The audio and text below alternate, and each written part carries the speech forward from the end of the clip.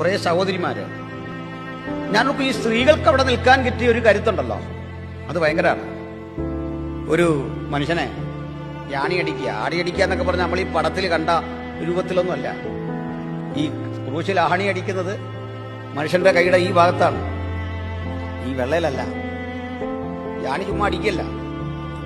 Roman ശിക്ഷാരീതിയിൽ അതെല്ലാം എഴുതിയിട്ടുണ്ട്.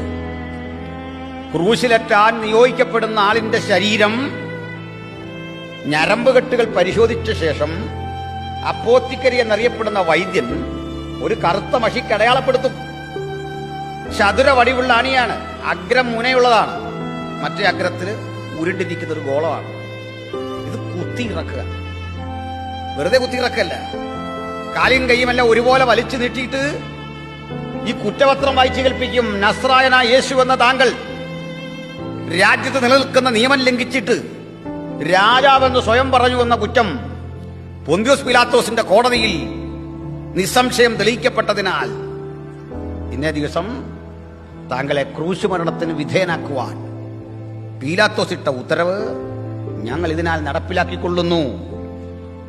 Kaiser ജയിക്കട്ടെ ജയിക്കട്ടെ എന്ന ഉച്ചത്തിൽ ശബ്ദമുണ്ടാക്കി ആഘോഷിക്കുമ്പോൾ ഇങ്ങനെ ക്രൂശിൽ ആണിയടിക്കുന്നവന്റെ നാവിലെ കരച്ചിൽ പോലും പുറത്തു വരാത്ത വിധത്തിൽ ഇതങ്ങോട്ട് കുത്തി ഇറക്കുക. തടിയോടെടുക്കുമ്പോൾ ചുറ്റേക്കടിക്കും. എന്നിട്ടാണ് ഇങ്ങനെ ഇട്ടിരിക്കുന്നത്. ക്രൂശിൽ മരിച്ചവനെ ഒരു കാരണവശാലും നിലത്തിറക്കി കിടത്തരുതെന്നാണ്.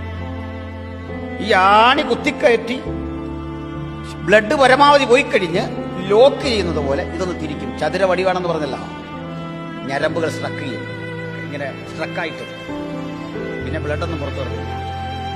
ഈ കിടപ്പിങ്ങനെ കിടക്കുമ്പോൾ വേണ്ടത്ര ഓക്സിജൻ കിട്ടാതെ, കാരണം ബ്ലഡ് സർക്കുലേഷൻ ഇല്ലാതായി, ശുദ്ധരക്തവും അശുദ്ധ രക്തവും വേർതിരിക്കുന്ന പ്രക്രിയ നഷ്ടപ്പെട്ടു. ഹൃദയത്തിന്റെ ഒടുക്കം ശരീരത്തിൽ വൻതോതിൽ ഓക്സിജന്റെ നഷ്ടം സംഭവിക്കും. കാർബൺ ഡൈഓക്സൈഡ് വൻതോതിൽ ശേഖരിക്കപ്പെടും. വെളുത്ത് സുമുഖനായ സുന്ദരനായ ഒരു മനുഷ്യനും കറുത്ത് കരിവാളിച്ച് കണ്ണുകൾ തുറിച്ച് ഒരു ഭീകരരൂപിയായി അവിടെ കിടക്കും.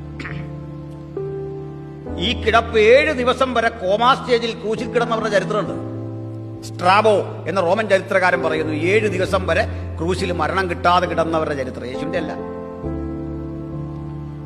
ഈ മനുഷ്യന് കണ്ണടയ്ക്കാൻ പോലും കഴിയില്ല. ഈ സെൻസേഷൻ നഷ്ടപ്പെട്ടിട്ട് ബ്രെയിൻ ഈ കമാൻഡ് കൊടുക്കാൻ പാടാ കണ്ണടയ്ക്കാൻ.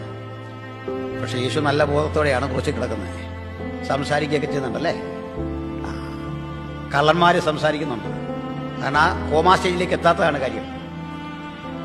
ഈ കിടപ്പിൽ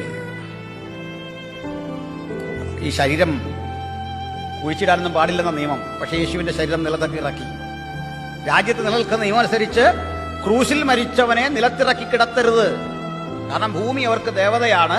ഇങ്ങനെ ദാരുണ മരണം സംഭവിച്ച പുള്ളികളെ പോലെ അധർമ്മികളെ ക്രൂശിക്കുമ്പോൾ ഈ ഭൂമിയെ അപമാനിക്കലാകും ഇത് നിലത്തിറക്കി കിടത്തിയാൽ.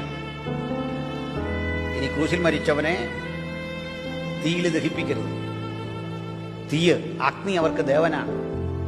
വെള്ളത്തിൽ ഒഴുക്കരുത്. ഈ ജലം ഇവർക്ക് ദേവതയാ. ഇവിടെ തന്നെ കിടക്കണം. കാക്കകൾ കൊത്തി ഭക്ഷിച്ച്, കഴുകന്മാർ വന്ന് മാംസളമായ ശരീരഭാഗമൊക്കെ കൊത്തി വലിച്ച്, വയറൊക്കെ കൊത്തിത്തുരന്ന് കുടൽമാലകൾ താഴെ വീണ് ഒരു വികൃത രൂപം. അതുകൊണ്ട് ആ ക്രൂശ് മരണം മനുഷ്യർക്ക് ഭയമാണ്. ഇവിടെ നിൽക്കാൻ കഴിയുക എന്ന് പറയുന്നത് അസാധാരണമായൊരു വിധേയത്വമാണ്. യേശുവിന് സഹോദരന്മാരെ കണ്ട് അവരാരും വന്നില്ല. ഇവിടെ ചെറുപ്പക്കാരൻ ഒറ്റയ്ക്ക് നിൽക്കുമ്പോൾ അവന് തോന്നുന്ന തോന്നൽ എന്താണ്? ആ കരത്തിലൂടെ രക്തം ധാരധാര ഒഴുകുമ്പോൾ യോഹന്നാന് തോന്നിയത് എന്താണെന്നറിയട്ടെ? ആ കരം നീട്ടിയല്ലേ അവൻ എന്നെ തഴുകിയിട്ടുള്ളത്. ആ കരം നീട്ടിയല്ലേ അവൻ 5 അപ്പം 5000 കൊടുത്തത്. ആ കരം നീട്ടിയല്ലേ കൊച്ചുരോഗിയെ തൊട്ടത്. ആ കരത്തിലാണ് ഈ ആണി കടിച്ചത്. ഈ ഓരം ചാരിയാണ് ഞാൻ അവനൊപ്പം കിടന്നത്. ഞാൻ അവനെ തൊട്ടു, ഞാൻ അവനെ സ്പർശിച്ചു, ഞാൻ അവനെ അറിഞ്ഞു. ആത്മാർത്ഥമായ ആ ബന്ധം ഈ ക്രൂശിന്റെ ചുവട്ടിൽ നിന്ന് എന്നെ മാറ്റിവിടുന്നില്ല. എനിക്കിത് വിട്ടു പോകാൻ പറ്റുന്നില്ല. ഈ ക്യാമ്പിന് വന്ന ഏതൊരു കുഞ്ഞിന്റെ ഉള്ളിൽ ക്രൂശിന്റെ ചുവട്ടിൽ നിന്ന് പോകാൻ കഴിയാത്ത ഈ ഒരു വലിയ വിധേയത്വം എങ്ങനെയാണോ ഗ്രീക്ക് പുരാണത്തിലെ കഥയിൽ നീണ്ട 14 വർഷങ്ങളുടെ ഇടവേളയിലും ഭർത്താവിനെ പിരിഞ്ഞിരിക്കാൻ മനസ്സില്ലാത്ത ആ സ്ത്രീയുടെ താല്പര്യം പോലെ അങ്ങ് മാത്രം എൻ്റെ പ്രാണനാഥൻ, അങ്ങ് മാത്രം എൻ്റെ രക്ഷകൻ, ഈ രക്ഷകനോടുള്ള നമ്മുടെ ഭക്തിയധിഷ്ഠിതമായ വിധേയത്വം, അതാണ് ഈ ക്യാമ്പിലൂടെ സാധിക്കേണ്ടത്.